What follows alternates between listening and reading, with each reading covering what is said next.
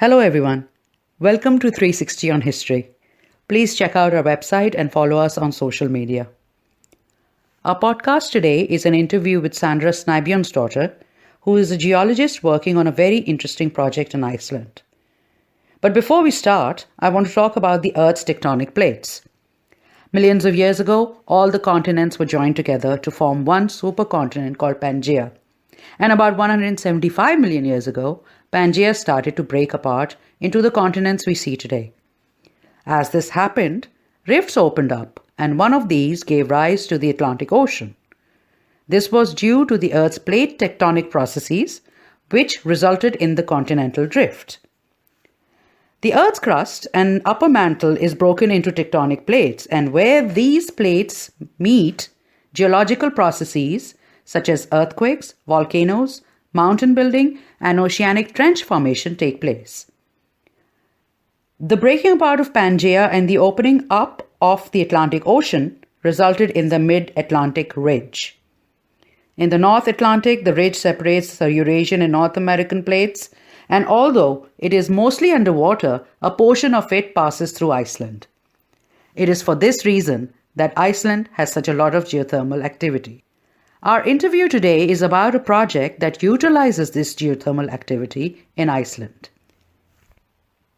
So, hi, Sandra. Hi. Why don't you tell us about your project? First, tell us what you do, who you are, and then this amazing new project that you are doing. Mm-hmm. So my name is Sandra Snæbjørnsdóttir, and I'm a geologist and geochemist, and I work at Reykjavík Energy here in Iceland, and here we are running a project called Carfix. Right.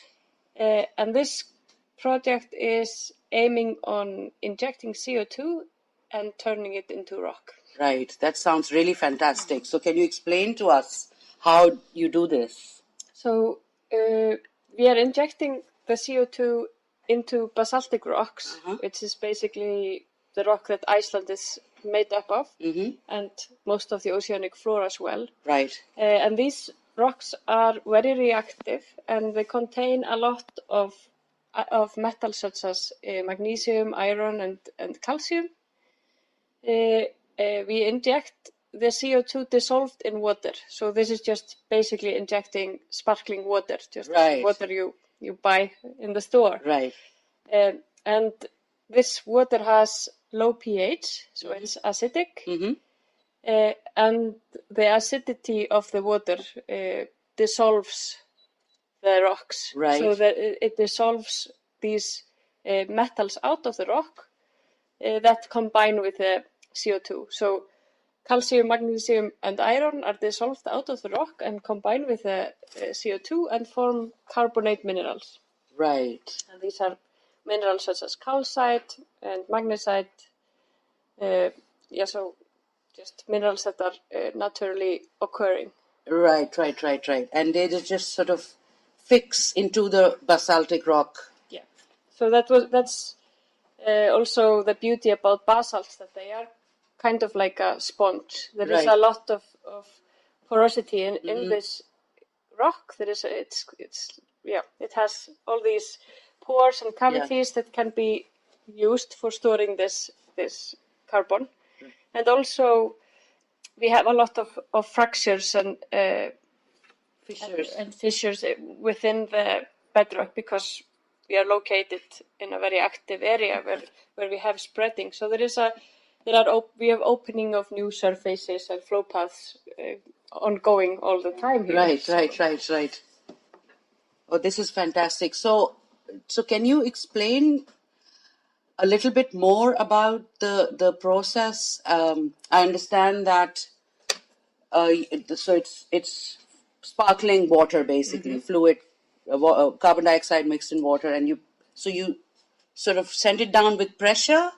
Yeah, so we pump it into injection wells, and we want these wells to reach at least 500 meters depth. Right. Because we want, because part of this, the security of this method is dissolving the CO2.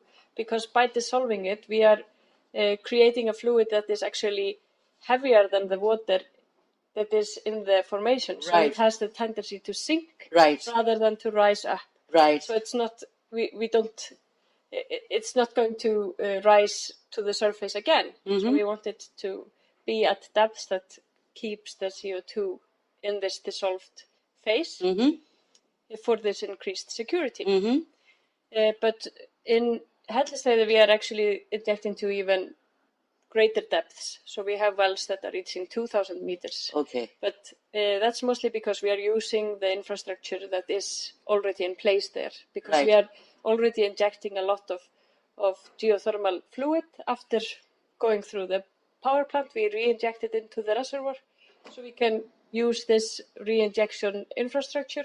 So we simply have to just dissolve the CO2 into this down-going stream of water. Right. That's okay. So you can take it down to a greater depth in that case. Yeah. And so, when did you, or your company, when did it start working on this? When did the idea to do this come about? So the idea of using this process, which is actually just a naturally occurring process. So we have a lot of CO2 is already being fixed within rocks on surface of Earth. This is one of the main processes. But the idea of trying to speed this process up as a mean to tackle climate change actually came up in the 90s. And the seed that later became Carpix actually comes from Columbia University. There was a professor there, Wally Brooker, who came to Iceland in 2006 and gave a talk on this concept. And there he met with the former president of Iceland, Ólafur Ragnar Grímsson, who connected him with the scientific community in Iceland. And 1 year later, in 2007, this project, the Carpix project, was founded.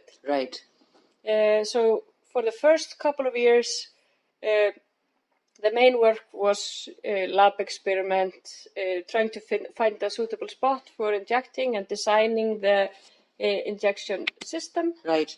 But then in 2012, we started pilot injections. And the results confirmed this very rapid mineralization of the injected gases, so we could prove that over 95% of what we had injected was turned into rock in less than 2 years. Wow. So this was much faster than previously thought possible. And following the success of these injections, it was decided to scale up. So Carpix has been running as an integral part of the operations at the power plant since 2014. And we have stepwisely been increasing the amount of CO2 that we inject. So can you tell me around about what the percentage of the CO2 is that you were able to inject? Yeah, so at this point we are injecting 1/3 of the CO2 from the plant, which is about 12,000 tons per year. And we are aiming on in the near future to inject at least 90% of the CO2. Wow, that's amazing. So that's the aim. And as for now, we have the limiting factor is just the capture plant. So we could theoretically store like orders of magnitude more CO2 than this plant emits in the vicinity of the plant. But as for now, we have to build a bigger capture plant to be able to capture a bigger portion of the emissions. So are there any plans to do that, to expand this operation all over the country and then outside the country as well, globally? So we are in the process of designing similar methods to capture at the other plant that is owned and operated by Reykjavík Energy. And then just a couple of months ago, there was actually a declaration of intent made by the government of Iceland and the aluminium industry in Iceland, the ferrosilica plant, and Reykjavík Energy, which is running this project, to see if it's feasible to use this in other places in Iceland. So we could drastically reduce the emissions in Iceland if this is something that can be used for the aluminium smelters as well, because they are the biggest contributors to CO2 from Iceland. But then we are also working on a project which is funded by the European Union, where we are looking into injection in other parts of the world. And there we are also focusing on other kinds of rocks. So we are also trying to define the boundary on where we can utilize this method and where we cannot. We know that basalts are optimal for this, but then, how far away from that comfort zone can we reach and still be, successful? So there we are actually looking into other kinds of rocks as well. Oh, so. Are there any rocks that you have in mind that might have a potential for this kind of injection? So what you basically need is a sufficient amount of these divalent metals that can combine with the CO2. Right. So some volcanoclastic rocks could have high enough concentrations. We are also looking into some iron-rich gneisses in Italy. Right. Maybe even some sandstones that have this kind of chemical compositions. Right. This varies, of course, a lot, but we need some amount of these metals. So that's the problem with the sedimentary basins that are usually used for injection of CO2. That these are mostly quartz rich. Right. So so these formations, they lack these metals to actually mineralize the CO2. So if I understand correctly, you would need two types of. You would need the rock to be porous as well, and have these metals. Yeah. So that you can mineralize it with the CO2. But then also, when you mineralize, you often create some. So if you have some space to mineralize in, you often create some microfractures along the. So you might not need, as much porosity as we have in the basalts, but you need some porosity and you need some metals to combine with CO2. Right. For turning it into rock. This is fascinating. So tell me about this piece of core that you have brought. I have a circular piece that is the core of the. So why don't you tell us? Yes. So this is from a core that was retrieved from the storage formation where we were doing our pilot injections. So it's just a beautiful example on, it tells you a lot about why basalts are so optimal, because you can easily see the pores, and you can see the pores that are already filled with these white minerals that are just carbonated rock. Yeah. And also, so some of it might be the CO2 that we injected. Most of it is probably just naturally mineralized CO2. But it's a nice example on the processes that are taking place underground. Right. This is just amazingly fascinating, and I'll put up the picture of this as well with this talk. And what else do you have for us? So I brought some other nice rock samples as well. So this is just a basaltic piece this is just typical basalt that we see everywhere. Yeah, but a quite nice showcase of this porous material, and the storage. These white spots, are they similar to what is happening in this core sample? So these are actually just minerals that that were formed naturally. When the rock was formed. Right. But and then I have this beautiful example of mineralized CO2. Wow. This is just CO2 and calcium. This is just absolutely fantastic. Yeah. So this is a crystal that has formed in some extremely nice environment for this kind of rock to form. So this is CO2 and calcium. And nothing else. And nothing else. It's really beautiful. Yeah, we are not creating anything like this in our project, but this is a good example. Yeah. And what else do we have? So what we are doing in Hellisheiði is that we are using the same method to solve another environmental issue from this plant, because the plant emits a lot of hydrogen sulfide. Right. And this caused a lot of problems during the first years of operation, because the concentration was much higher than expected, and also because in easterly winds this was affecting the citizens of Reykjavik. Right. So because that's another pollutant in the air. Yeah. So and this resulted in a very strict regulation on how much you are actually allowed to emit of H2S, or what concentration of H2S is allowed in the atmosphere. Right. In Iceland, which is actually stricter than any other regulation in the world. Right. So Reykjavik Energy had to really find a way to tackle this problem. The conventional method, which is both expensive and not very environmentally friendly, is to either precipitate the sulfur as just native sulfur, that you have like these big piles of yellow sulfur, Right. or by making sulfuric acid, Right. which is also nasty chemical that you don't want to have right next to the water sources for Reykjavik. But then it was decided to try and see if we could use the same method to mineralize the hydrogen sulfur, and that's what we did, and it turned out to be even faster than the carbonization process.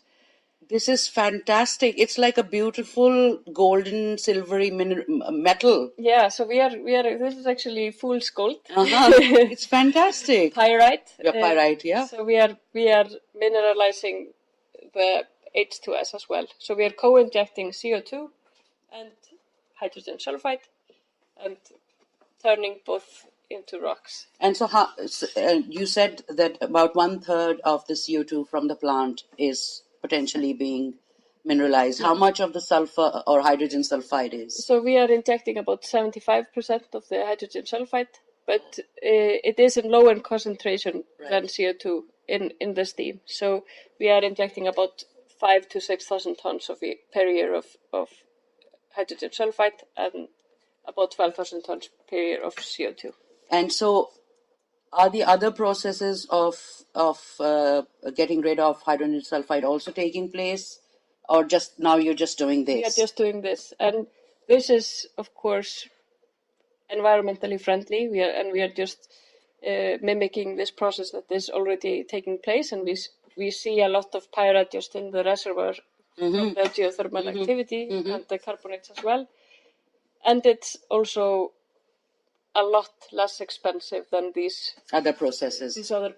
So we are saving a lot of money by utilizing this method for hydrogen sulfide as well. Absolutely fantastic. And so, just so we can share this when we put this up on our website, you have a website for this that people can go to get more information? So we try to put everything on carbfix.com. Right. And there you can both access some frequently asked questions, the scientific literature, and then some news feed on what's going on with the project. I will definitely put the links up on my blog as well. Perfect. And I will make sure that people also go and check out your website, and maybe bring some things over to my blog just so people can be redirected to that. So anything else that you would like to tell us, Sandra? Any additions? You were saying that you were in the process of patenting this this whole innovation. Yeah, we are in the process of doing that. Right. But also, what we are really feeling now lately is that finally people seem to be waking up, and people seem to be realizing that climate change is a real threat that we have to address. So we can really feel that projects are finally accelerating. So hopefully this method can contribute to that, and hopefully this will be one of the solutions that will be used on a larger scale in the near future. One thing I forgot to ask: how many people are working on just this with you in your team? So at Reykjavik Energy, it's mostly none of us are working full time, but we are 4 to 5 that are working on this. Giving your time to this particular project. And then, of course, we have people at the University of Iceland and at CNRS in Toulouse. These are the founding fathers of the project. And then in various universities and research institutes all over. So a lot of sharing of information and data and all that. Yeah. So hopefully this can be one of the solutions that we need. I certainly hope so, because it really sounds quite fantastic. And having been working in the environmental climate change sector for a while, I knew that there were various methods of sequestering and fixing carbon, but this is new to me. So thank you so much for telling us about this and taking time out of your day to explain the whole process. I will put the website address as well. Anything else you want to add, or should we just say that we hope that this takes off? Yeah, absolutely. Thank you so much for joining us, Sandra. My pleasure. All right. Thank you. Bye-bye.